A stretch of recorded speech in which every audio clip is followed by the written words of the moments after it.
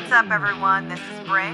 Welcome to Breaking Through the BS. I'm the owner of Yosemite's Golden Photography, and I sit down with different people for real one-on-one conversations.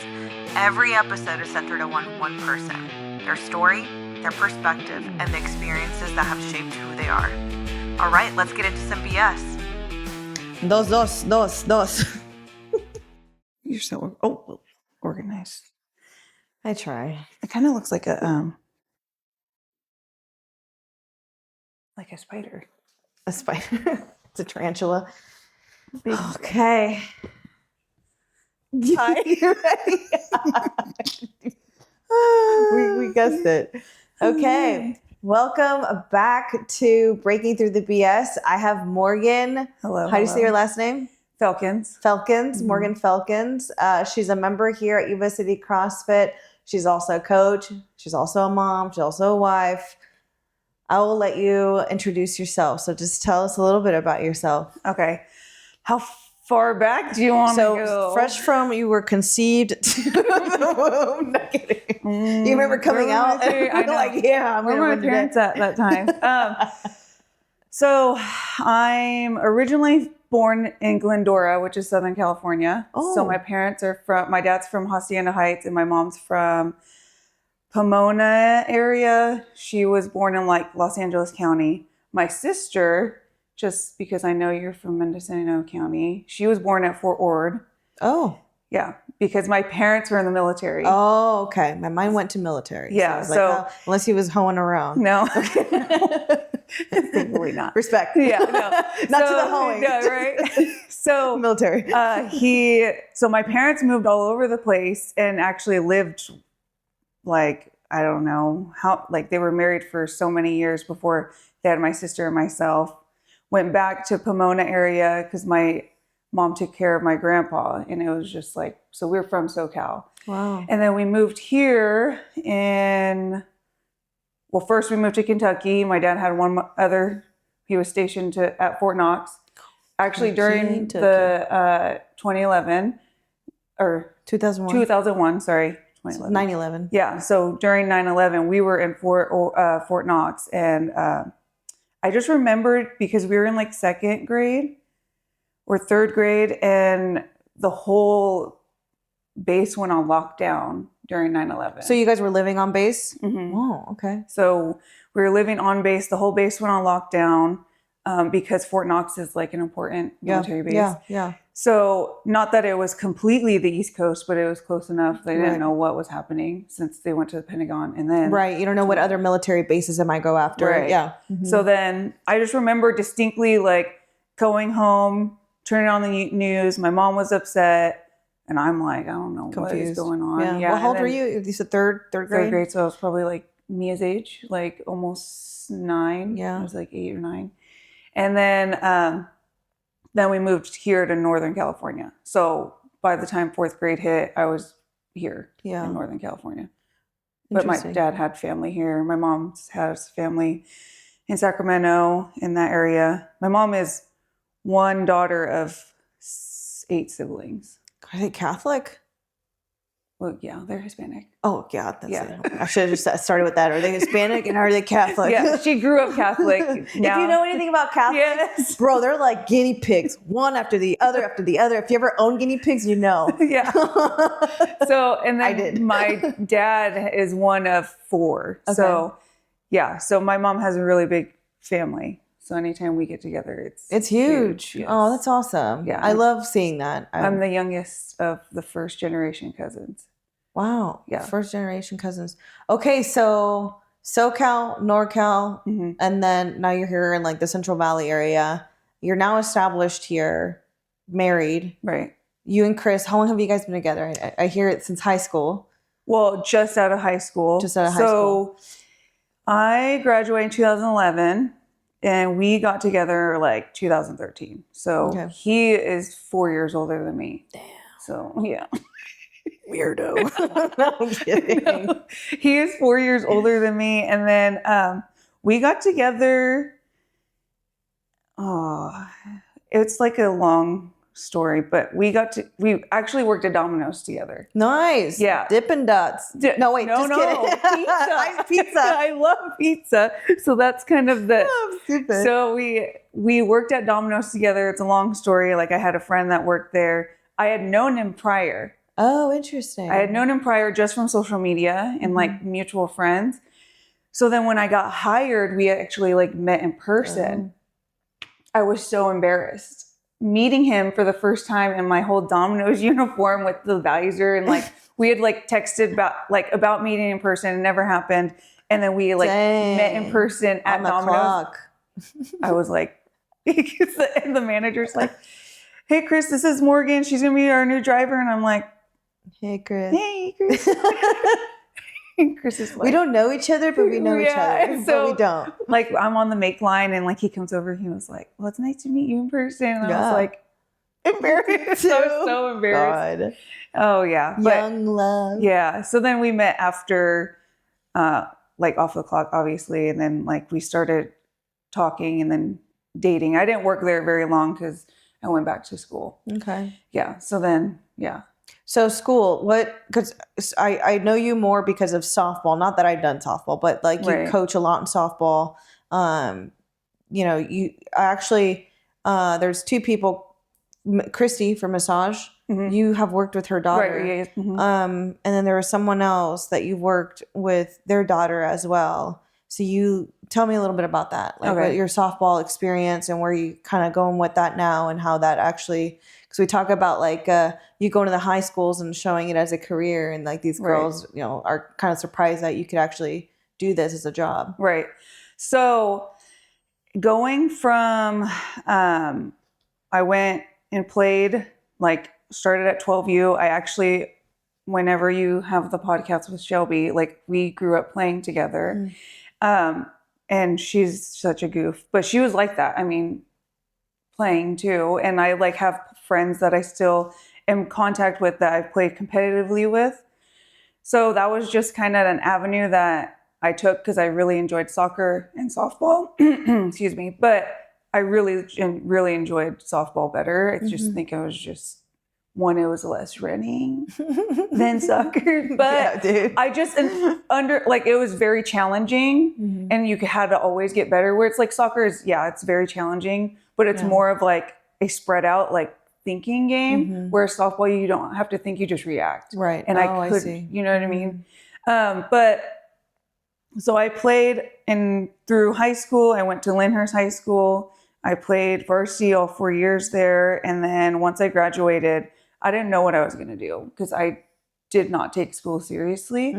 Like even my sophomore year, I almost had to not play softball if I didn't get it together. So, like high school softball? Yeah. Okay. So high school's sophomore year? Right. So I got it together. I was done playing, and then I was like, I don't know what I'm going to do next. I guess I'll go to college because I still want to play. So I played at Yuba for a couple years. After I played at Yuba, I was able to transfer to NNU, which is Northwest Nazarene University in Nampa, Idaho. Oh, Idaho. Oh, okay. That's why I have the Idaho tattoo on me. Yeah. So we moved out to Nampa, Idaho. I say we because Chris was not going to do long distance. I came to him and I said, look, I really want to continue playing. So I really want to go. Yeah. And he was like, well, I'll start looking for a job there. Oh my gosh. So then he moved with me. Aww. So yeah. So it was nice because he was just like, well, supportive. Yeah. Very supportive. Wasn't like, can't you just find something else here? You know, he was, I was kind of, I worked my whole, life to try to go play. So I played there 2 years. I studied social work. Okay. Which is a very hard degree emotionally. Yeah. I feel like it is. Which you've kind of been in that space before, like we've talked about. And then you can elaborate if you want to afterwards. Because I have never really stepped into the full social work space. Yeah. I've only worked with kids with developmental disabilities as like a behavioral therapist. Which is in a sense of, it's a lot of mental load because you are not only working with the parents, but you're also working with the kids, what's best for the kids. Sometimes the parents I wouldn't say all parents, right? Sometimes parents aren't as supportive. No. And or knowledgeable. or knowledgeable to try to get their kid what they need. Right. Or just the consistency, really. Like a lot of kids that have developmental disabilities need consistent routine, and sometimes parents just don't have that. No. Which is sad because I feel like as a parent now, I'm like, I try to be as consistent as possible with my kids so they know what to kind of expect. But graduated from there and I moved back here, and I had one girl that was already ready to do lessons with me because I had my old high school coach was like, when you come back to California, I have girls ready to do hitting lessons and fielding lessons. So I started doing that. And the first girl that I gave lessons to, she's in college right now at Boise State. So it's kind of like a full circle moment. Whoa. Yeah, because Boise is in Idaho. Yeah. So I was like, that's crazy. That is crazy. Yeah. But This all feels so sudden though. Was it recently? It doesn't, no, because you've had Mia's what? She's 8. 8? Mm-hmm. Dang. Yeah, there's some gaps in between. I mean, like we moved back to Idaho for a year after she turned 1. How come? Because we loved it there. Oh. It felt like home. But we had no family there. So from 1 to 2, we were there, and I came downstairs and I sat down after Mia was in bed, and I looked at Chris and I'm like crying. He's like, what is wrong? Yeah. I miss my parents. I missed your parents. Like, I miss my family. Community. We didn't have anything. Not that I feel like it was hard because I was like doing everything, as a parent and not asking for help, because we had people that would help us, but we just didn't want to ask for help, if that kind of makes sense. Yeah, I think when you grow up too, that's, environmental is you're so used to being independent. Yeah. Or you're so used to just it being the two of you and figuring it out and not inconveniencing or other just people. not depending on someone else, because the last thing you want is you ask for the support and then you don't get it. Right. Yeah. So I think now that you know that you have your people who you can lean on and who you don't really lean on, it changes the dynamics on like what you desire more. Yeah. But it sounds like Idaho didn't really provide that for you, and you came back home, and at least you have that opportunity where you can, because a lot of people that do end up leaving have a very hard time coming back. One is pride or ego. Right. And the other thing is like they maybe burn bridges and Right. don't have that support system. Yeah. And so they're stuck there miserable, or come back and try to pick up where you left off. Yeah. But it was at least for you have sure that. welcoming. Like our parents were like, like we'll help you get back here. Yeah. So they've helped us. And the journey of parenthood has been like,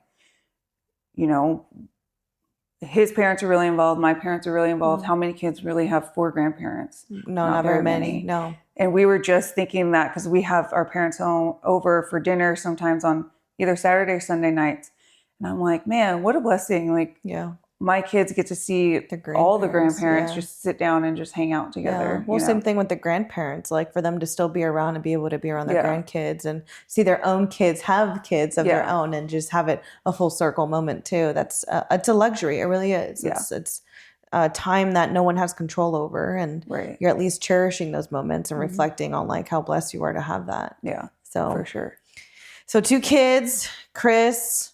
You guys are here in Yuba City. So for your coaching, what does that look like?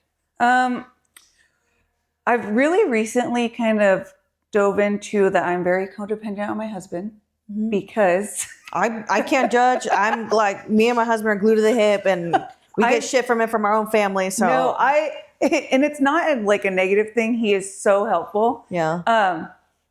And there were times where I would be like, you fall into the, oh, well, you don't do all this, but he is so sneaking helpful because when I coach from like 3 to like 8:30 at night.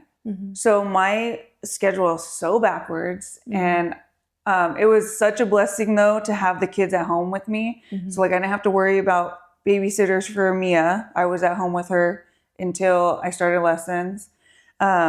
Same thing with Carson. When I had Carson, the only thing that stunk was I only took 2 weeks off of work because I don't get paid when I'm not giving lessons. So I only took 2 weeks off of work, and then I went back to lessons. But it was only like within like a 4.5 hour period. So it wasn't that long that I was away from home. So mentally I could be like, okay, I will be back home and within 4 hours I will be okay. Yeah. Sometimes moms go back at 6 weeks and then they're not home for like 8 hours. 8 or 10 hours. And they don't see 12 their hours. kids. Yes. It depends on what kind of job they do. So, but, yeah. And I couldn't even imagine. So that was such a blessing. But yeah, the coaching thing, it's hard because I do miss like mealtime with my kids. I don't really sit down and have meal with them, but besides breakfast, like we'll sit and have breakfast. If we're running early for school. So, and then lunch, like Mia eats lunch and then Carson and I will like have something at the house usually. And then the dinner time, they eat together, the kids, and then Chris waits for me to get off work and we eat together. Oh. So it is very like, he does sacrifice a lot because it's like, he's waiting. Yeah. Literally all day to eat with me at the end of the day. That's the only time he gets with you and the kids. Yeah. Like all of you guys together. Yeah. What does he do? He works at the East Center. So he's a facilities guy. The East Center is like the Head Start program around here. Oh, okay. That is funded by, it's government funded, but they have in different counties. And it's like all over California. Mm-hmm. But he basically he has certain sites and he goes and he fixes things where he like the maintenance guy. Yeah, he calls and says, "Hey, this is leaking. Like we need a plumber to change this and stuff like that." Oh, he's a handyman. Yeah. Yeah, I see it here, but yeah. Oh, news to me. This is the first time I heard about it. Yeah, I know. Yeah. Dude, that's awesome. I can see why you guys are so close like that. Yeah. And it's because you guys also depend on each other, not just because you want to be glued to the hip, but because it's what we talked about earlier is that consistency for the kids, right? So if you have something, it helps them. Yeah. This is, our marriage though has gone through 2 kids. And I'll tell you, after Carson, it was a little hard because it's just like 2 kids is a lot. And no kidding. 1 kid is a lot. Yeah. And we're still continuing to work on patience. We still continue to work on gentleness, kindness. Like I even told him the other day, like, I apologized for speaking to you rudely because I can get an attitude with him and I am short with him. And it's just because the mental load of just kids, coaching, sometimes I feel like I give to other kids and not my kids. So like sometimes that wears on me, but I just have to kind of reset myself and say like, I'm in their path for a reason. Right. And I try to, be positive too. And showing gentleness to my kids. Well, it all starts with yourself too. Yeah. Give yourself a lot of grace and also that reflecting moment too. This isn't every day. You only have them for, this age for such a short period of time and they grow so quick.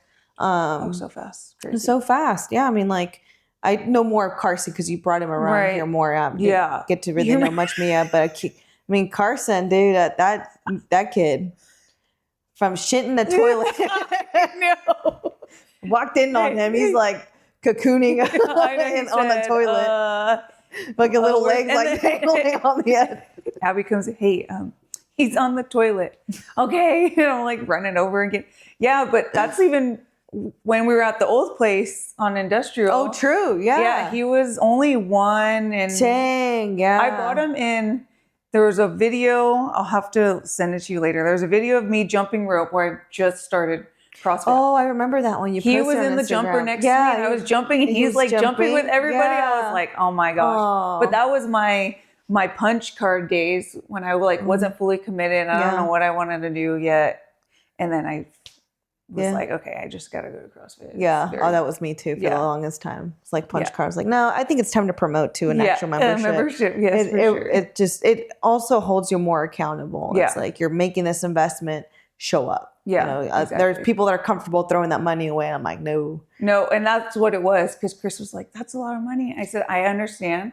I said, but this is going to be very, I'm investing, into this and I really enjoy it and I want to be a part of a community. So that's why I was just like, let's just do it. And sure as fuck. I feel like this is where a lot of people come for the community. I think about this a lot. It's like, there's a lot of people that have a lot of different community bubbles. Yeah. They have the gym, they have the church, they have their work, they have, you know, whatever they do outside of work or whatever. And for me, it's like literally my home and the gym are my two. The gym is my hub for my community. Right. And it's like everyone's so different and everyone just has different backgrounds and experiences and whatnot. And it's like, I'm grateful for that I at least have one. Yeah. Because before that, all I had was just my home. And sometimes even that is not enough. Just because you need more of a community. I don't have my extended family or immediate family or anything like that, but at least I have something. Something is always better than nothing. Right, for sure. So to be able to have,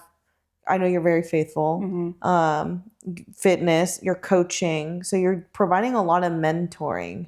But sometimes, like, you have to put yourself in the seat too and allow yourself to be mentored too. Yeah. Do you do anything like that, or? I do.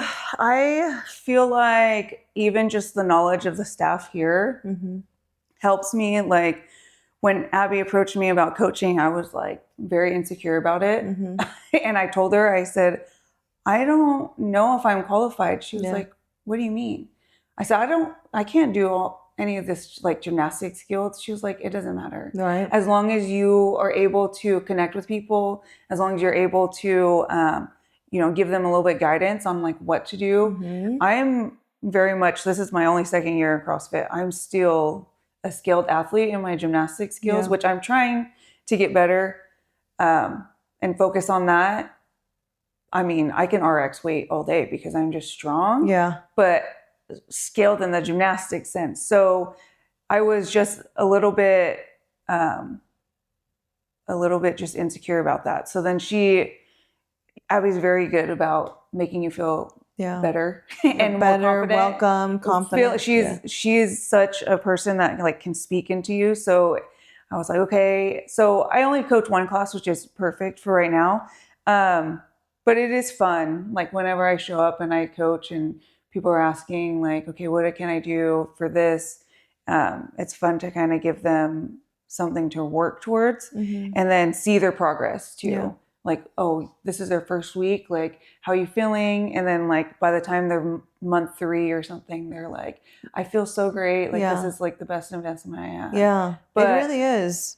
Mentorship in that kind of space. Yes. Coaching. I do have like an old coach that I really enjoyed in college. I still talk to him from time to time and I get like coaching mentorship from him. Like, hey, I have a girl that, is really struggling with this. And he like he played baseball in college at the same college actually that I went to, but he is very like, it is what it is with this. And like, I'm a very like emotional person. So I'm like, oh, I was like, what? Don't make me start crying. No, you start crying. I start crying. Yeah, I know. I'm a very emotional person. So me too. when no, I'm not. I'm tough. When I get invested in like kids, you try to like separate a little bit and just tell them like, this is what you need to do. If you're not doing this, like, I don't know what else to tell you. Tough love. If I could tell you this all the time, and we can do the same drills over and over again, but if you do not go home and practice, you're not going to get any better. So it's just like, you have to kind of tap into that. So he was always so good. Like when I started doing lessons, he's like, no, you got to tell them what it takes to get there. Because if you just let them like, oh, it's okay. It's not, because now you're wasting my time and now you're wasting your parents' money. Yeah. Which it's a investment, right? Yeah. And then like, I guess mentorship for like parenting would just be going back to the Bible, because Chris and I have cultivated I'm still learning. I mean, there's so much history in the Bible. It's so crazy, but I'm still learning, like the fruit of the spirits, which is like the 9 fruit of the spirits. One of them is like faithfulness and gentleness and kindness, patience, love, joy. Patience for sure. Like when I'm parenting, I am not as patient as I want to be. And there are days where I like pray to God and I say, oh, God, please give me grace, because I know I wasn't patient with my daughter, or I wasn't patient with Carson. And it's always a learning process. or just even being patient with my husband or having patience for my husband. Mhm. I don't ever pray for patience because you're not supposed to ask for something. What I've understand and what I've learned is like you pray for situations to give you patience. Mm. Like, please God, give me the opportunity to show you my patience Mm. instead of like, please give me the patience. Give me the patience. You know, Right. You're not going to learn from that. right. Like Yeah. you have to have a lesson to learn that outcome. Yeah. So exactly. if you ask for it and you're given to it, how are you going to learn? Right. Yeah. Yeah. And that's been a lot of just self-actualization, I guess, of just always trying to grow as a Mhm. person, as a friend, as like a mom, as a, partner or as a wife, but it is something that Chris and I, before we moved to Idaho, we weren't like in the church at all. Mm. Like he grew up in the church. I grew up in the church. I went to church.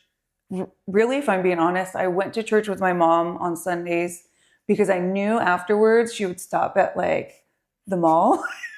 It's so not funny, but it's like now that I'm an adult, I'm like, Dang. this is crazy. That's fine. I did it for corn. So She stopped at like, we would go out to eat afterwards. Yeah. And so I would go with her and I'm like, oh yeah, I can like score like a shirt or something. Yeah. And I can go. It's so bad because when I think about it, I'm like, this is damn, so bad. this is so bad. Dear Dang. Lord, please forgive me. But, yeah. So then I don't know, teacher. So then when we moved to Idaho, it was a Nazarene school, which is an entity of Christianity. Mm. So, and it's like Wesleyan something. We had to take a theology class, so I don't remember everything. But so you have non-denomination Christians, right? Which is like what I am and what I go to church for. And then you have like Nazarene, which is just, like I said, an entity of Christianity. Well, we had to go to chapel every Monday and Wednesday. Oh. So we had an hour, it was 50 minutes, but 10 to 10:50, you would go to chapel, you would worship, you would listen to a sermon, and then you would go the rest of class. Like, I mean, everybody on campus. Oh, interesting. So everybody would like, when it was Monday and Wednesday, 10 o'clock, like everybody's going to chapel. Mm-hmm. So it wasn't until I came home, my fall semester was 2014. When I came home for a break, and it was my birthday, it was my 21st birthday, I remember, because I was completely hammered.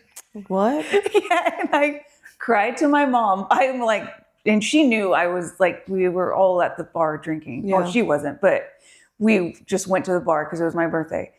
And I came home and I'm just like sitting there and I'm like crying. She was like, what are you crying about? I'm like, oh, I'm so sorry. I never listened to you about God and Jesus. And like, I was feeling really just guilty at that point because I had been living so selfishly for myself up until that point. And then I went, when I was at church or like at the school, I was like, I had never felt that kind of love around me. Oh, interesting. And I think God took me from this place around from all the friends that I had been hanging out with, moved me to another place. And then it's like my eyes were open. Yeah. You know, well, you're kind of also put in a position where you have no immediate access to your normal environment. Right. So it's definitely changing up your routine, who's in your environment, what habits you build from that environment. And then coming back, it's, I'm sure, kind of like you see things a little differently. Right. So then I was telling Chris, I was like, we got to start going to church. So we started going on like Sundays. We never, because since I did go to the Christian university, like we never did anything on Sundays, no practice or anything. And we would go together. Of course, like there are things that him and I had battled with. Like we had to still figure things out. We would I would lose my temper. I would yell. We would fight. And then it's like we had nobody else around us. I would get in my car. I would drive. Go to the stop sign, turn right back around. Dude, I would drive. And then he's like, where are you going? I'm like, I don't know, somewhere. And it was just, environmental. I had learned this. I drive. I went and parked. And I'm like crying. I'm like, oh my gosh. Like, and then he pull up next to me. He knew where I was at. He'd be like, would you just go back home? I don't want you yet. Oh. So I'd be like very stubborn and like didn't want to like. So then, you know, it's a whole process to accept God and then really accept what he did for us and then like accept his grace, because it took me a long time to accept his grace for like past sins that I had done or and still do, because I still struggle with patience. I still struggle with gentleness. Like there are days where it's like, you know, I am a sinner, but I'm saved by grace, and I am aware of this, and I really try to bring light to others, because I don't want to be like a light dimmer in the world. I just want to give people life or purpose. Yeah. Not that me giving the purpose, but you know what I mean? Like, right. You have that motivation, them, right? That influence, right. I see that in you here. And like, I'll be quite honest with you. Like I did sense a lot of struggle from you. Yeah. And you also have to remind yourself that you've birthed 2 kids. You're maneuvering your own family. You're maneuvering how you see yourself and how you value yourself. And when we start to kind of put ourselves in that position where we're putting ourselves in the chair, right, and we're looking at ourselves and we're talking about ourselves, we forget to be kind to ourselves. We forget to be understanding, be patient, give ourselves grace. And I feel like sometimes we also get a little desperate to look for an immediate answer. And I know that the Bible is where you go and look for that. But sometimes we need a little bit more than that. And that's where community, right? Yeah. Because without that, I feel like it can really create an emotional and mental spiral. Right. And when that happens, you're now disrupting your own routine, your own expectations, your own relationships with your kids, your own relationship with your husband. Right. And the biggest, seeing it from the outside, it's just like, just breathe for a minute. Yeah. Just take a step back. Like, give yourself grace. Have an understanding that life is serious, but it's really not that serious at the end of the day. And this relationship that you're trying to find with your faith, it shouldn't be a struggle. It shouldn't be like you're toggling back and forth with it. It should be like a healthy relationship. If you have one with your husband, it should be just like that. Right. Where it feels like, yes, we're going to have highs. Yes, we're going to have lows. We're going to question things. We're going to be insecure on some of those things, but we're going to process this together. We're not going to do this alone. Right. And so when you say that you and Chris are always together, like you guys can't do things without each other, I think that's healthy. Right. I think that's good. Yeah. But when you talk to other people about it, they don't see that. They don't understand it. They question it, or they see it as like you're insecure or like whatever. And I say this for my own self. I don't talk about faith. I believe in it. I don't have to go to church to practice this. I was raised Catholic. Right.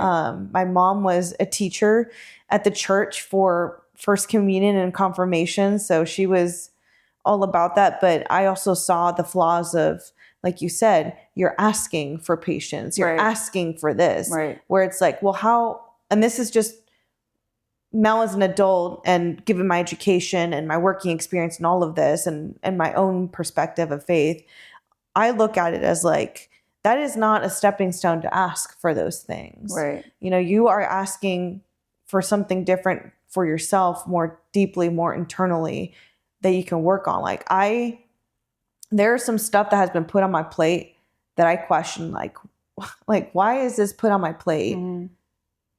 But my mind changes to like, how am I going to approach this? I know something good's going to come out of this. Right. I know it's super shitty right now, but something great is going to come out of this. And I have faith in it because it's going to teach me something. I'm going to evolve. It's going to make me see things differently. And I'm going to be patient and be understanding about it. But right now, I need to take a step back and not let this consume me emotionally. I'm also a very emotional person. Right. I've been told that I act like I'm tough. It's like, I don't think I act tough. I think I just handle things differently. That maybe look tough to you, but it's not. It's just how I decide to conquer it. And I'm able to set aside the emotional aspect of it and look at it from the surface level, the factual level. And then I still allow myself to process those emotions behind closed doors or like in my own little community, like here. Right. But it's not something that I'm going to go and like broadcast because it's like nobody really deserves that other than the people that have been there for me or support me and all of that. Right.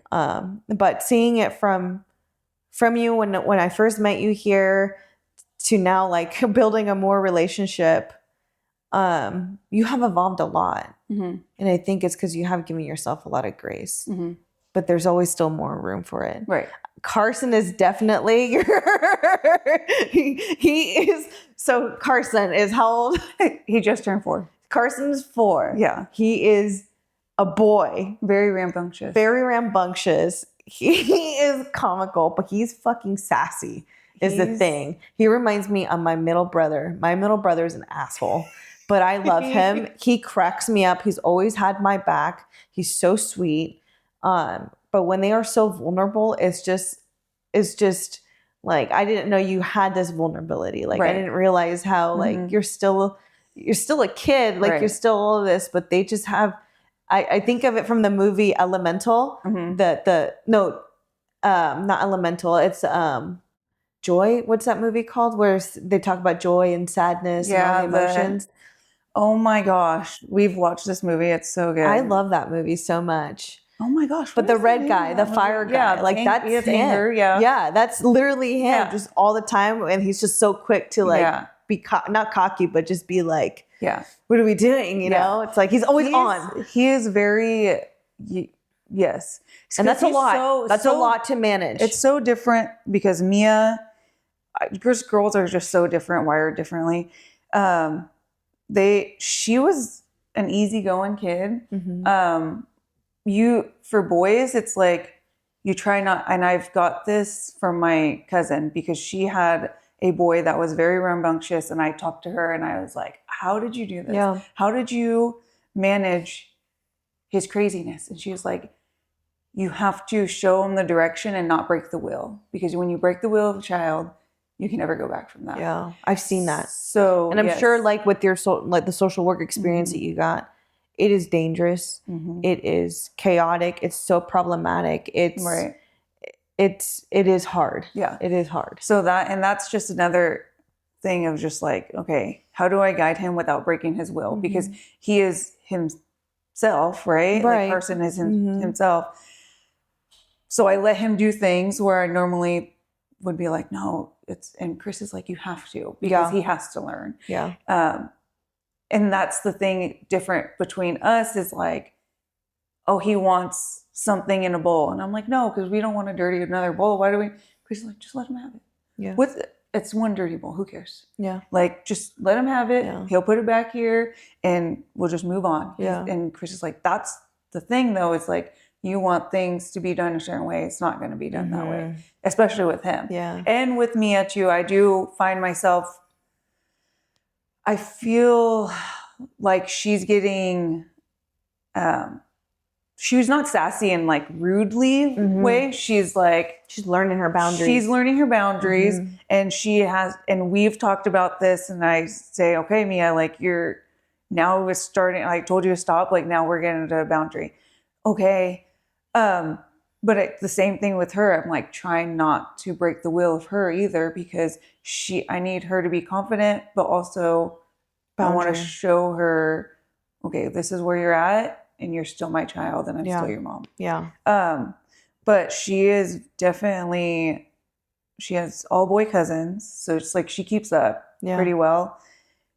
She definitely knows that she's the only girl, though. She's a very princess, very princess. Sassy. Yeah. I don't see a little ounce of tomboy in her. Like she's definitely embracing the girly popness, which I think is great. Like the only thing, yes, because she is very fashionista. Yes. She loves to dress herself, which I'm like, you know what, go for it. So they express themselves. As long as your teeth are brushed and your hair is brushed, like go ahead. There will be times where I was really trying, my favorite color is pink and purple. Oh. And so I would try to like, oh, this is so cute. Look at how cute. And she's like, I don't like pink. And I'm like, I'm right there with you. Why girl. not? Why not? My favorite color is blue. So and I'm your like, color should be the same. Yeah. So, and that's what, Aw. so I, just even listening to your kids and just like Yeah. knowing what their interests are and things like Yeah. that. So I did buy her like an all blue outfit and she was like, oh my gosh, I love this so much. Oh my gosh. Because I was like, oh, look how cute this is. I'm like, nah, Mia would not like this. I'm not shopping for me as a little girl. I'm shopping for my daughter Aw. that, isn't Yeah. the same. Yeah. But yeah, and just boys and girls are just not. It's different. It's so different. It's so different. Mia knew where her boundary was as a kid. Boys, man, they just No. push And they'll and keep then they pushing. go over. Yes. That's the thing is they'll keep pushing. Even as Mhm. adults, they'll keep pushing. Mhm. It's crazy. But as long as they do know that there are boundaries, Yeah. that's all that matters. Because Yeah. there are some parents that just don't teach their kids that they just let them be. Oh, they're just kids being kids. Right. But you still have to teach your kids those boundaries Mhm. because they're going to be, when they're teenagers or adults and there's a boundary that they need to stop and they don't stop, it can have very severe consequences. Yeah. That's just like even apologizing. Yeah. Like kids apologizing to other kids. Yeah. Like Carson accidentally hit a kiddo from not in here, the gym, but like we were at somebody's house, like just with a plastic wiffle ball bat, accidentally hit her. Mm-hmm. And she was okay. And then I looked at Carson, I'm like, he wouldn't have known on purpose, right? It was Right. just like she was standing behind him and he like swung big. And then I told him, I was like, you need to go say sorry. He goes, or I have to go with him. He's like, sorry. And I'm like, okay, buddy, like just be careful. Fuck. Because like, what do you do? I just, Yeah. it's hard because you want to show him like, okay, you need to at least apologize. Yeah. But then sometimes there are times where he just won't. And he just Yeah. See, that's not. won't do it. And I'm Yeah. like, why do I get you to apologize? Yeah. And then I'm just so stuck because I'm like, do I give you a spanking? No, like that doesn't make sense. Yeah. Do I tell you to go time out? Like, yeah, sure. Yeah. Stay in time out. Yeah. But it doesn't solve what you were asking him to do. Yeah. At least so he can recognize that. Yeah. Right. Yeah, he does. And then with Mia, if he apologizes to Mia, she got into oh, it's okay. I said, no, Mia, it's not okay. Mm. Like, it's not okay that he hit you. You need to tell him, okay, thanks for saying sorry, but don't do it again. Yeah. So she will say that every time. Good. Even though, That's teaching her too as Yeah, well. right. It's so interesting.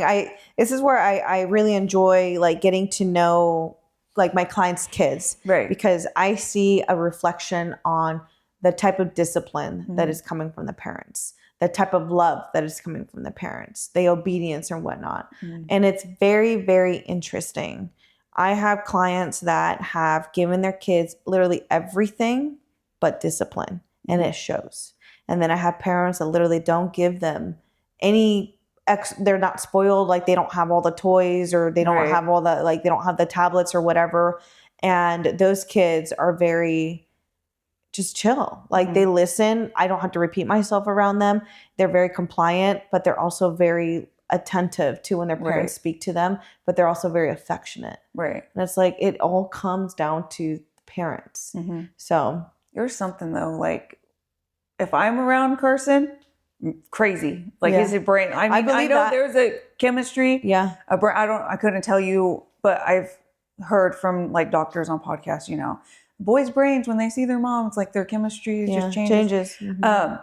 When I'm not home and when Chris is there with the kids, it's like, It's a different, not seniority, but like a different authoritarian right. person. And then I get home and he's like bonkers. He's like, this is Bing bong. He's Yeah. comfortable. yes, Yeah, yeah, he's exactly. That's what it is. Yeah, And dad's then more rigid. yeah, my mom, when I drop him off, she's like, he's fine. And then I get there and he's like, wow, mom, like whining. And she's like, he was fine. Yeah. It's just you. He knows. Yeah. yeah. Yeah, they But- know. My brothers were like that too. My middle brother. My God, he's such an asshole. Even to this day, my youngest, my nephew, he's a quiet one, but he's a sassy one. Yeah, they're cute when they're running around. My niece, she's very quiet, very reserved. I don't know if you guys know, I don't have kids. It's not in our plans right now, but we have nieces and nephews. We have one niece. Mhm. Oh, we have two nieces and 3 nephews. Mhm. So from my husband's side, 1 boy, 1 girl, and then from my brother's side, 1 girl, 2 boys. Is it 2 boys? Yeah, it's 3 kids, right? Mhm. Yeah, okay. I'm like asking you, like, I know. I was like, the last time you brought them, Yeah, there were 3 of them. There was 3. And they had the cute little like His mullet. Yeah. Oh God, I love it so much. I wish my husband would like just grow a mullet like once. He's like, no, it doesn't look professional, and I was like, whatever. I'll do one funny. then. You're like, actually, I'll start doing the sides and everything. I have like a mini. It's called a wolf cut, is what they call it, but it's literally a mullet. Yes. It just works well with curly hair, with my brown face, and the length. I've seen that. I don't think I could pull it off because I don't have enough texture. Oh, I see. Yeah. I mean, this is just the crimp, like the big crimp. Yeah. Style, but I have a lot of hair. Yeah. I don't have a lot of volume. Interesting. That's why I took off like 8 inches and I like. Oh, I see my girl. I'm like, thin it out. Yeah. Thin it out. Shit's heavy. It hurts. Yeah. That's like, you start seeing like some of the hairs like here start kind of like thinning out because it's like everything's like, I try to braid my hair as much as I can now because it's like, it's so much weight. Yeah. But yeah, kids are a lot of work. I have a lot of respect for people that choose to have kids. And when I say that very specifically, choose to have kids, because we all know what happens when you have sex. You have kids. There's a chance you might have kids. Yes, it might be great if you're trying to conceive. There's one of the girls here who's like, yeah, wouldn't that be nice? Like you just have sex and you get pregnant and, she's having a hard time getting pregnant. I'm like, that's not what I mean. What I mean is like, you have people that have kids without knowing like, are we ready for them? Most people are not ready for them, but once they come here, are you capable of changing gears and taking on this role? Because there's some people that just shouldn't have kids and you see them. And it's just like, why even go through this? Yeah. We all know how much of a time commitment they are, how much of your own personality you're going to lose. Your lifestyle is going to change drastically. Finances are going to look drastically. Like it's no longer about you guys anymore. It's about the kids. Right. But it's way more to balance. I feel like a lot of people just get into it and they're like, oh yeah, kids will fix something that's missing. Oh my God. Yeah. And don't get me wrong. I feel like every kid is a blessing. Like they have a purpose for something. As a believer, I believe like everybody's made in the image of God. So it's like, I feel like, even if the kid wasn't wanted or planned, like they have a purpose. They do. And you just never know, like God gave us free will. So they have the free will to either believe in him and figure out what their purpose is, or they just kind of live life and kind of don't figure it out. Yeah. But to speak on that, like it's kind of emotional and I've gone through it. Like, I don't think I'm going to cry, but you just never know. Not all bets are off. Prepared. I have a towel. Yeah. So that's all I got to offer you.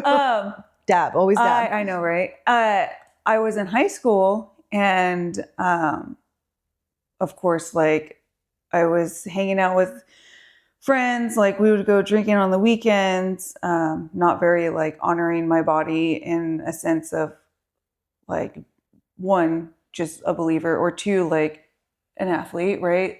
Athletes don't just go constantly drink all the time. No. But I was in a relationship with somebody in high school and I ended up getting pregnant. And how old were you? I was almost 17. And how old was he? A year older. 18? No, so he would have been 17. I would have been 16. Okay. And I never, like, my parents never sat down and said, like, they knew, like, that we knew, right? We had, like, sex ed, but they never kind of just, hey, like, I want you to know, like, if you do this, like, this is going to happen. They knew that we knew, but sometimes just, like, sitting down and just talking about it. More personable. Yeah, but I chose, right? Like, I had my own free will. I chose to do this.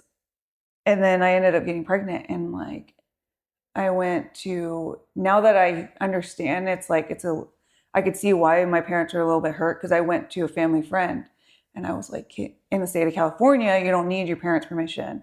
You can just have an adult go with you to a clinic.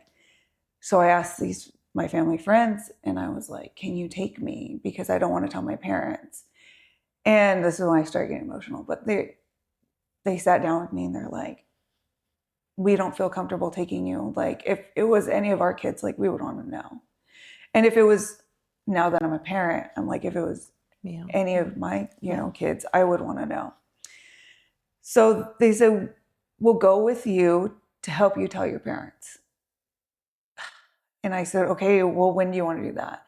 They're like after we eat dinner here, or like after we're done here, because we were out eating. And I was like, oh my gosh.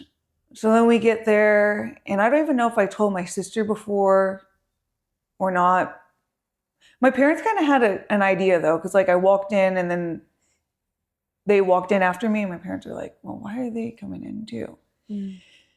And I said, Mom, Dad, I have to tell you something, and I'm really scared. I don't want you to be upset at me. And they were like, okay, well, what? And I told them, I was like, well, I found out that I'm pregnant. I don't know how far along I am. And me and that guy were not together at that point. And she was just like, okay. So then, of course, like, it's like upset, like everybody's crying. And then the family friends, they leave. They're like, just let us know if you need anything. So then my mom's like, well, were you planning on not telling us? I was like, I didn't want to, because I was scared. I didn't know what was going to happen. And she was just like, so she has the weight of that on her too, like my mom. And we like talked about it, and I said, I'm not ready for a kid. Like, I don't know what, I'm like, I was so selfish. In a sense of like, well, you're looking at it right now as an adult that has much more experience. Now you see that as selfish, but in that moment it wasn't selfish. Right. So then I just told her, I was like, I don't know. I don't know what I'm going to do. I don't know what I'm like, this is what I want to do. And my mom's like, well, we'll support you in whatever you want to do, but just know, like, we're here to help you. Yeah. So then I ended up choosing to go to Planned Parenthood and have an abortion. The baby was like 9 weeks old. And that is like one of the stories where it's really hard, or was really hard, because when I got together with Chris, like, and we had started talking about kids, I was like, look, I had an abortion when I was like 16. You never know what the side effects are going to be like when you try to have kids. Like, you just don't know. I said, but I like have not forgiven myself. And I was like 21 at the time. And I'm like, still, it's like emotionally and like spiritually, just like, it's just so consuming all the time. And then when I had Mia, like, I even felt more guilty. I'm like, look at how perfect this baby is. And then like, I got rid of a baby that could have been perfect. And so Chris is like, you can't, what else are you going to do? Yeah. Like, you can't continue to tell yourself that you did something wrong. You have to forgive yourself for what you had done. Yeah. So that's how you learn. Right. And it just sucks because you do come across people that are having like struggle with having kids, and you just like, man, if only they could just be blessed. And you have people that are like so perfect and ready to have kids, and like, whether it be like financially stable, or they're just like, they're longing for their own kid. God puts different plans, and then it's just, you kind of have to navigate on making sure that you're staying faithful to him and what he has planned for you. Yeah. So it took me a long time. It wasn't until probably Mia was like 4, so it's not that long ago, that I like had fully forgiven myself. Like, okay, God, I forgive myself for what I had done, because I know that he had already forgiven me. It was just me working through it. Right. Like, me accepting his full love, me accepting his grace, because that's what a lot of spirituality is. It's like, it's not that he doesn't love you. It's how much love are you going to accept from him? So then I fully accepted, like, okay, God is using me for a purpose, for whatever it is. And my kids are total blessings now. And I'm not sad anymore. It's just a little bit, hurts. It still hurts, only because I was so,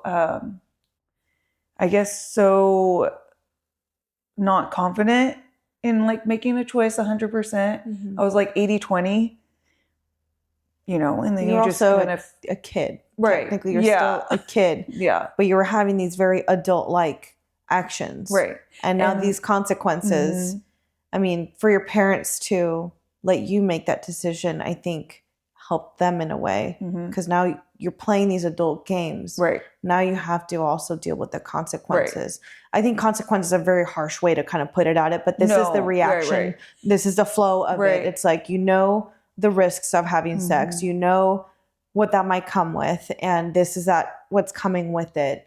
Now you are in that position, how are you going to handle this? Right. Well, and that's like another thing that I've talked to some of my older girls that were like out of high school or they're adults now, you know, because then you have your boundary when you're a coach, but then when you have them as like adults, you're like, hey, you do adult things, you're gonna have adult consequences. Yes. So you got and I would never go further than that. It would just be like, this is just from my experience. Yeah. But you went to a family friend because you trusted them. Right. And those are adults. Right. You didn't go to your parents because of fear. Right. Of denial or whatever. But that same cycle that you're having with these girls is the same cycle that you're having with these adults. Right. Yeah, so as long as you have someone in your corner that you can lean on, that you can trust, and that you can come vulnerable with a situation like this, that's still something better than nothing. Right. And that's, I think, the path that you learn in that lesson, and now you're presenting it to someone else. Right. And now you're using that voice of yours, that experience of yours to share it, but not in a shove it down their throat way, right? But just in a way tapping on their shoulder, I'm still here. Right. If you need me, I'm going to be right here. Right. So, and I think that family friend did the right thing. Yeah. To say hey, as much as I didn't want to, I was grateful that they did, because it was just showed the support from them, obviously. And then now as a parent, I would be I would have been so mad. You know what I mean? And that's what I told Chris. I was I want to age appropriately, have a conversation with Mia, when she gets older or whatever, and Carson, but to have a conversation on okay, look, this is what happens. This is what happens when you do adult things. Yeah. Anything, right? That's just the domino effect. It is a domino effect. Yeah. No pun intended. Yeah. Literally. Yeah. Right. Dominoes. God. No, but it is a lot. I've learned a lot from that. I try not to kind of dwell on it, because I am, like I said, emotional. Yeah. So there will be times where I'm stuck in a funk, and Chris is what are you going to do?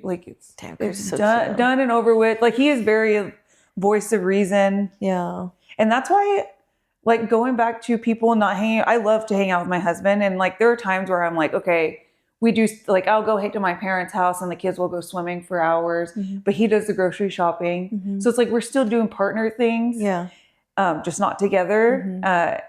And he cooks dinner every night. So it's just he does the grocery shopping because he enjoys it. Yeah. So, but I do hang out with him because you get to get-togethers with people, and then they start complaining about their husband. Oh, I'm I can never. And then I get in the conversation. I was I can't say anything because Chris cooks for me. I didn't marry a loser. No kidding. Chris cooks for me. Could you imagine? I say that. You go up there and you be yeah, fucking loser. Dude, I did that to a driver the other day. That cut me off. Yeah, I was you drove away. I could only imagine. Oh man, the dash cam, man. God. Gotta get a reverse one. I have to get a dash cam. With my frowning cat face. Oh, grumpy cat. That's grumpy what it was. Cat. Yes. Yeah, that's what Alex calls it. But this is my thin's face, though. That's where it's from. Oh yeah. That's it. Yeah. Oh man. Yeah, those were the days, huh? Mac Dre, yeah. Yeah. Those were the days. Yeah, dude. I completely I could talk about marriage all day because I love it. I love being married. I love who I married. I'm very grateful for who I have. And when I see other couples have that, I'm just gang. You get it. Yeah. And it's do you want to hang out with your husband? Go for it. You can call off our coffee date or whatever because you want to spend time with your husband. Do it. I don't care. Like I do the same thing. I tell people rain check. My husband got the day off today. I'm going to be hanging out with him, or his schedule changed. Like I'm going to spend time with him or whatever. But you know, this is what I thank God for every day. Yeah. See, this is where I get emotional. Yeah.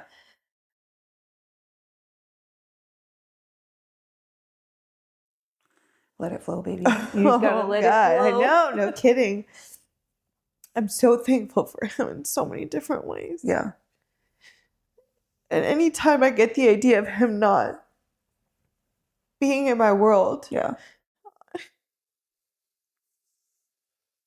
I try not to go there because I tell myself that when the time comes, I at least had that opportunity with them, seeing it in a positive way, that I at least got this gift to spend time with him, to be loved by him, to be cherished by him.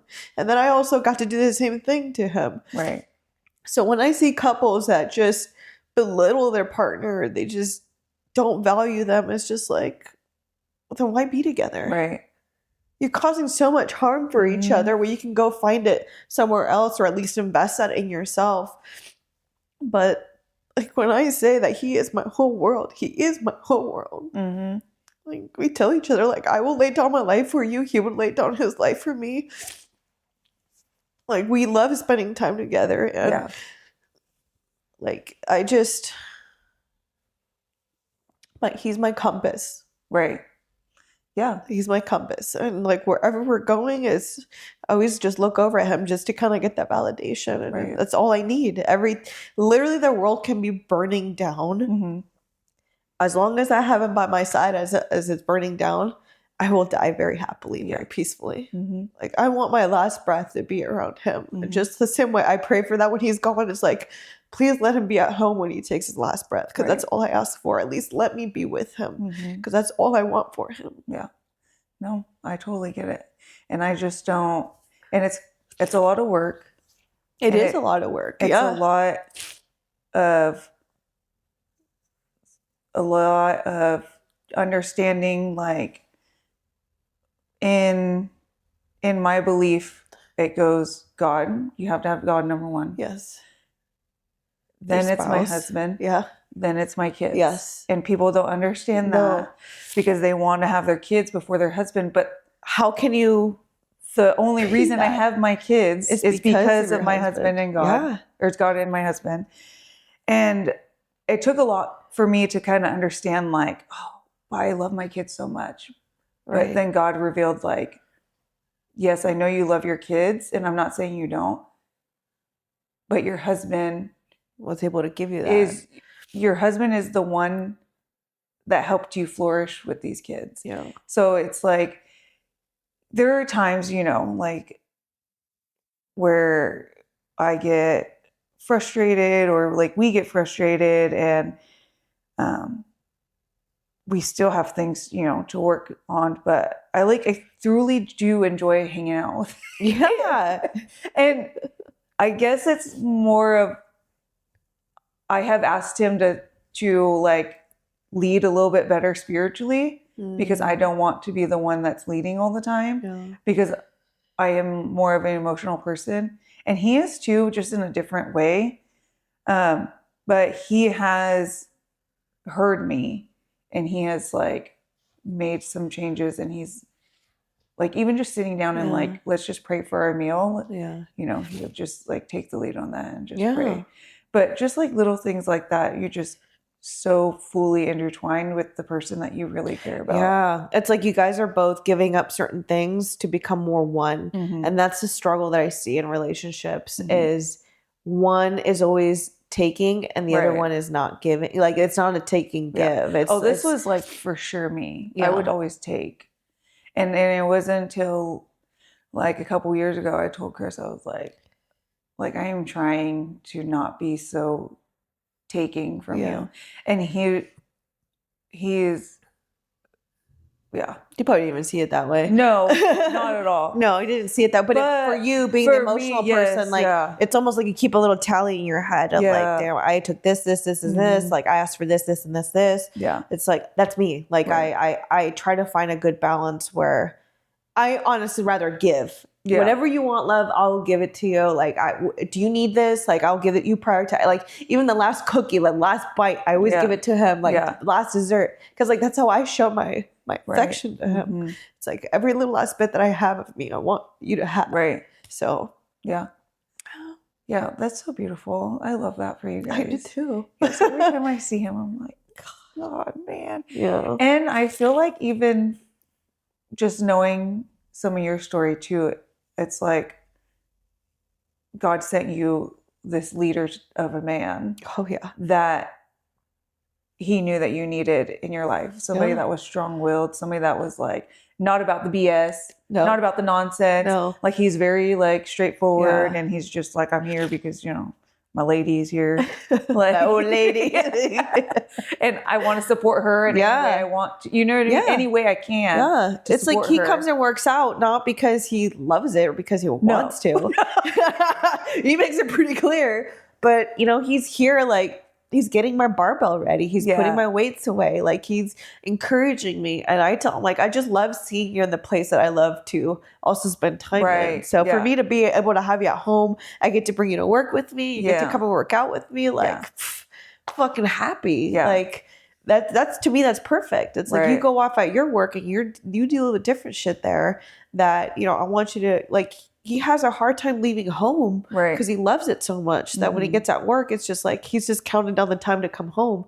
A lot of people don't have that. Right. No. Especially with this line of work. Working so they can get away from home. Get away from home. It's like, I got to pick up overtime. Like, I can't come home. I can't do this. And I'm just like, damn, that fucking sucks. Yeah. Like, but it just goes to show like, it's not only God in your guys' hand or like just having the faithfulness there, but it's also like the work that you guys both put in. Oh yeah. Too.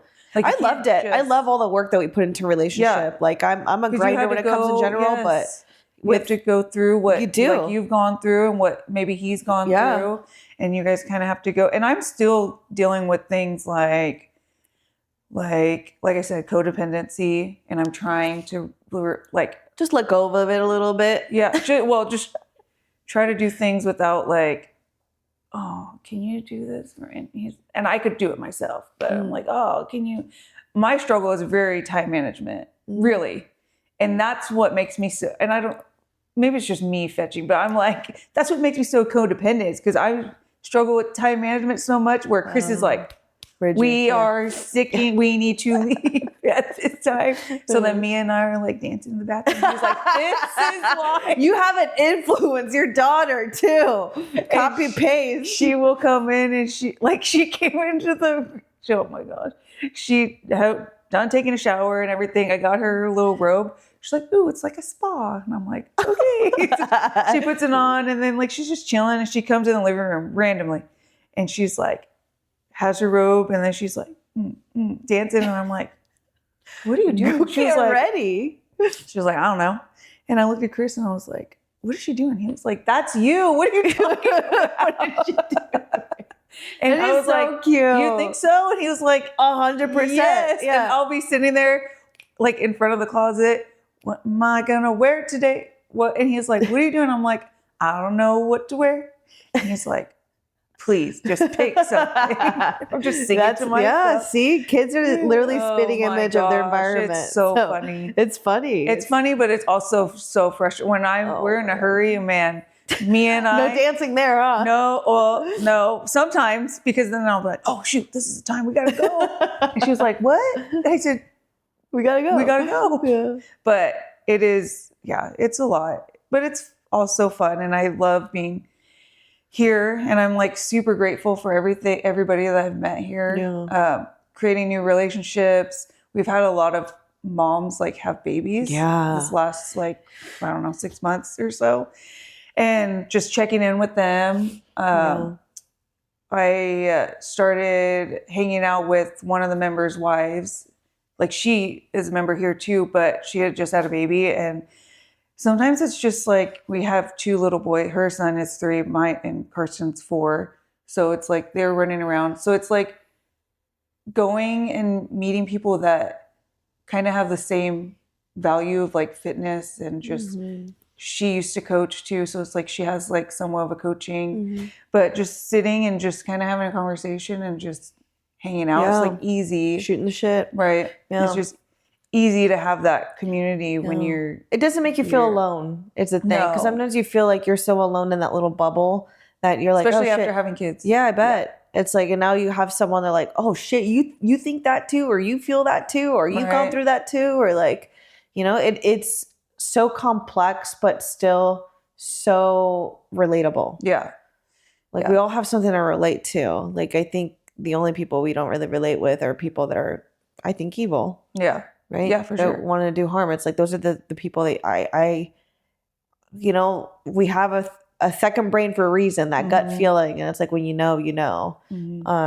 But yeah, we're very fortunate to have the community here, and I mean, I'm able to have this podcast going here Yes. at the gym with the sauna, and you know, having the space because that's just the environment that it is. It's Right. truly community focused. Yeah, and for sure. I want to keep that going.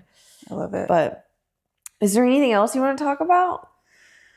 I don't know. I feel like We talked about, you know, faith, lot. your upbringing, your experience. You know, like there's going to be more, but like, what do you see from yourself here in the next? People say like the next year, the next 5 years, like within the next 6 months. Like, what do you expect from yourself, or what do you desire for yourself? For yourself, not the kids, not your marriage, Right, not all right. that. You, because yes, God is there first, then it's your husband, Right. but before all of that, it's actually you. Right. That's where you're at in order for you to fall Yeah. in line with everything else. So if Yeah. you don't put yourself in that first of the line, like when is that going to happen? Right. I feel like within the next 6 months, I've been struggling with an injury, which you know, Yeah. like my knee. And I've kind of, I have a weird, like, why it happened is because I feel like I was really getting into competitions, like for CrossFit. Oh, mhm. And I really enjoyed it. And I like Yeah. really liked, I wouldn't say like to be the center of attention, but I liked to The motivation, of just the like hustle, go, right. Yes. Yeah. And like just being there and just like, oh, this is so fun. And Mhm. it kind of took over like competition of sport. Right. Mhm. Pushes you too. I But think. it You look pushes for me. that. So, but I feel like I wasn't glorifying God when I was doing it. I was Oh. thinking about myself, if that kind of makes sense. Yeah. So you think it's a form of punishment? I wouldn't say punishment. I just feel like it's just something that he's having me work through instead of asking, right? He's having me work through this Yeah. into whatever else I'm going to do within Yeah. the next 6 months or a year. But I feel that in the next 6 months, what's next for me is just continuing to strengthen my faith, studying the Bible, being somebody that hopefully somebody can like confide into. And I wouldn't say like a compass or like telling them what to do, but just somebody that I can be somebody's like safe space where they can be like, hey, I'm having this issue. Like, I don't know what to do. Or like, hey, can I just like, for me, hey, can I just pray for you about it? Because I know it's like really heavy. Or you don't even have to tell me what's going on. Just like, let me pray for you me. really quick. I feel like God has given me a like more of a calling. I just don't know what it is yet. Okay. It's been in the last, I don't even know, like almost a year. I'm like, I love coaching. I love doing that. There's just something else that's going to be coming of it. And I just don't know what yet. So it's like, it's hard because I'm That's trying exciting. to put like my faith in that. Yeah. And I don't know if maybe this is like ties into continuing to show up every day. Yeah. No, people know that like I'm struggling with my knee, and I still show up almost every day to the gym Good. because I still got to do people exercises. see that is the thing. Yes. Is they see she's got an injury, she's still showing up, she's still doing I what can she do can. modifications. I can do. Yeah. I think that alone sets the tone in general when it comes to fitness, because a lot of people that have injuries, they literally just stop moving, and that makes it even way worse. And I just want to continue to be grateful that I'm still able to walk. I'm still able to show up and do stuff. I've been focusing more on upper body and like my core and gymnastic skills because like I can't do too much in my lower half. Yeah. And I think a lot of it is I do get emotional about it because I feel incapable. Yeah. But you've reminded me before when I came and like, oh my gosh, like I don't feel capable. You're like, dude, showing up and just being here is capable. It's like being capable. And just knowing that you have put in the work so much that even having an injury or setback like this, it's not going to take that much from you. No. Strength-wise, I mean, because, you know, you're really strong and we work out with people that are really strong. Yeah. And I've had injuries. I have hip injuries, knee injuries. And I am always going to prioritize taking care of those injuries versus pushing through the pain or putting myself in a position where it could be even more disabling. I cherish my body. It's very resilient. And I wish more people would see it that way and give it the value and the respect that it needs because we only have one body. Yeah.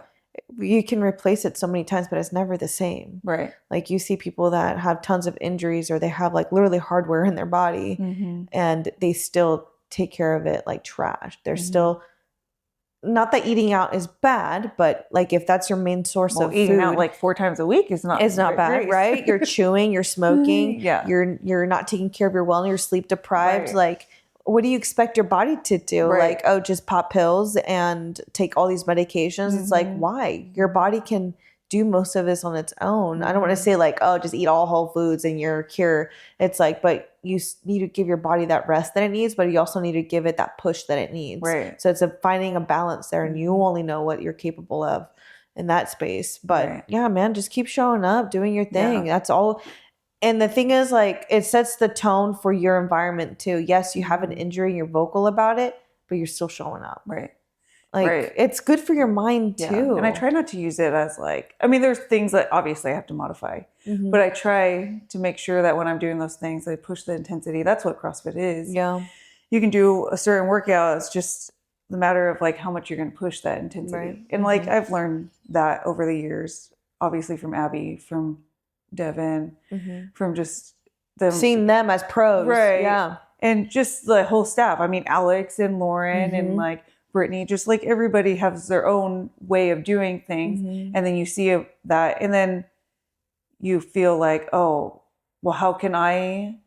And Shelby, I forgot about Shelby, but she's new, so Shelby. Yeah, sorry, Shelby. But how can I, provide something different? Whereas like, maybe I'm not doing the gymnastic skills yet, or maybe I'm not doing this yet, but they could still see me before class. Like, I'm still doing my accessory work. I'm still doing my knee stuff. Shout out Nate. Dude, Nate's a fucking dog. Doctor, he's right? a doctor, yeah. Dr. Nate, right? I know, he doesn't look like a doctor. It's because he doesn't wear the glasses every day. I know. He puts them on, he's like, does this make me look smart? I was but he looks, when he cut his hair off, I was like, damn, what is that? Yeah. I saw it. When he was running on the treadmill, I messaged him like, did you cut your hair? He's like, shh. And I was like, oh no, Rapunzel. I know. He had like the long I literally had his phone saved like Dr. Nate Rapunzel. Erase that. Now he's got just a short haircut. Yeah, no, but he would be very interesting to talk to. Hopefully, you'll get him on. Yeah. Oh, I have to. Very interesting to talk to. Just about how much our mind and the body connection is like so important. Yeah. Well, just to kind of like piggyback off of that, one of my husband's coworkers had cancer, and he didn't make it. And this is where he was doing so well because mentally he knew he was going to win this fight. He was going to get through it. He was still mobile and doing his own things, went through chemotherapy, came out of chemotherapy and everything was looking really good. And then things started coming back, and that's where he just gave up. Yeah. And he literally mentally checked out, and his body just deteriorated. He looked like a complete different person. He was literally getting off of the bed onto a gurney, and he snapped his femur, and everything just went downhill from there. Yeah, and the bone density just and then when it just gone. Gone. And once that happened, he just he died. He didn't make it, and that is when my husband changed his outlook on not working so much and taking care of his health and working out and all this stuff. And I'm glad that it's unfortunate that that's how it happened, but you know, you are in your 30s, your early 30s, and you're having someone who's in their late 50s going through this, waiting till retirement to enjoy their life.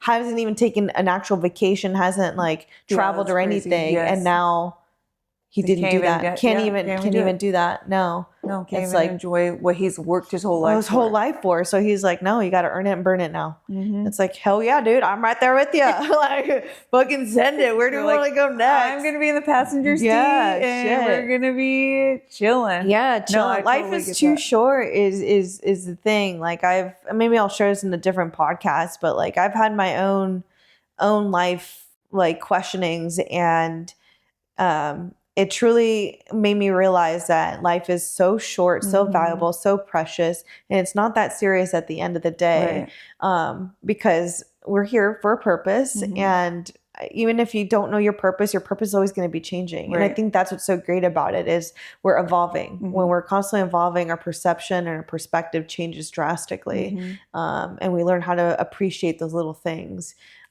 So enjoy the change. Like you said, you have a feeling there's some sort of calling your way or whatever. Like, don't dwell on it so much. Just kind of be open to it and just entertain it. And I'm trying not to dwell on it. I just know I'm just praying that God just puts whoever he needs to put in my path. Yeah.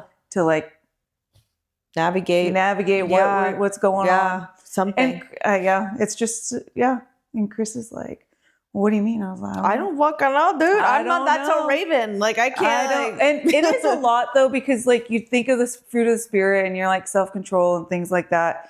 And I told him, I was like, I've been learning how to mindfully spend my money, which is so hard for me. And I told him, I was like, I don't know what the new thing is going to be. And I don't want it to be like something where it's like taking away from our family or whatever. But I'm like, we just have to rely on God for whatever he brings us. Yeah. And just be grateful for what we have. Rely on him Appreciate for what you have. What he's going to bring us. And we'll just be thankful for the lessons. Yes, I know. It's a journey though. That's why I really like that you started this, is just hearing some of Alex's stuff, like her journey with nutrition and everything. I think you should have her on again. I am. Yeah. Okay. Yeah. Because I want her to go into her like other side, like a CrossFit side, because she started really young. Very young. Very young. So that I'm interested to hear about. Yeah. And then like with Abby as a whole, I mean, everything. We barely scratched the surface with her. I know. Yeah. It's crazy. But it's so cool to see people in your community. Everybody goes through something. Everybody gets through something. We all have shit going on. You end up, yes, exactly. Yeah, so we all have a story. We all have something going on. So it's like, pull your head out of your ass. It's like, there's so much more to this world. Right. It's like, this is my favorite part about my job, is meeting people. Yes. Like, I want to know, like, where you're from, how you guys met, like, what's your guys' goals in life, like, what's your education history. Yeah. Because when you sit down and you do these weddings, I want to know who these couples are. Oh, dude. When I have these couples that are so like in love, like they've been together for so long, I'm fucking sobbing. I am. They're like, or like, you know, I know, right? I'm like, goddamn. If I don't cry at a wedding, that's a problem. Like that's me. Like, I don't know if this is gonna last.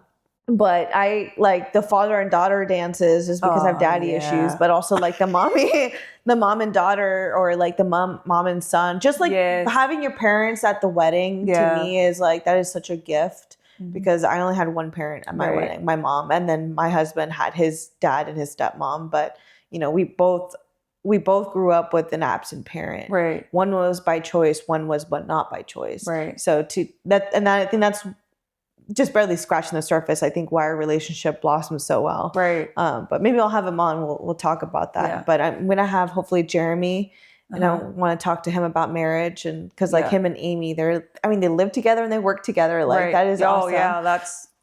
Yeah, where it's awesome. Where some people are like, how can you do that? Like, did you get tired of your old lady? Or there's some people that like. Yeah, but then you have somebody that's full. I mean, I don't know the whole entity of it, but from my perspective of what I would think is like, you have somebody that has a dream, and then you're like, I am your helper. I will help you get your dream going and like doing your, you know. So I don't understand why.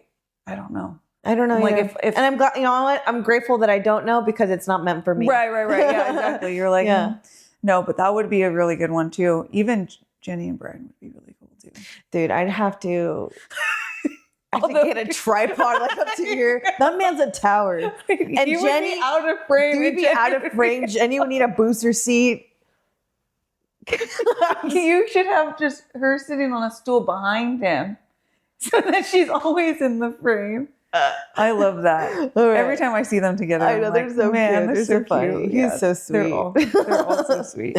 But no, I really appreciated being on here. Man. When you texted me, I was like, fuck, what do you want to talk about? I know. I don't know. We'll figure it out. Interesting. I don't have. Yeah, we all think we're not interesting, but I think we're also interesting. We got something.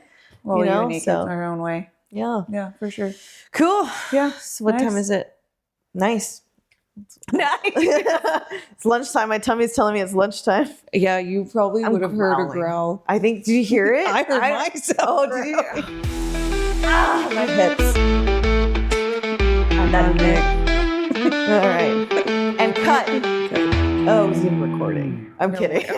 No. Could you imagine? Way.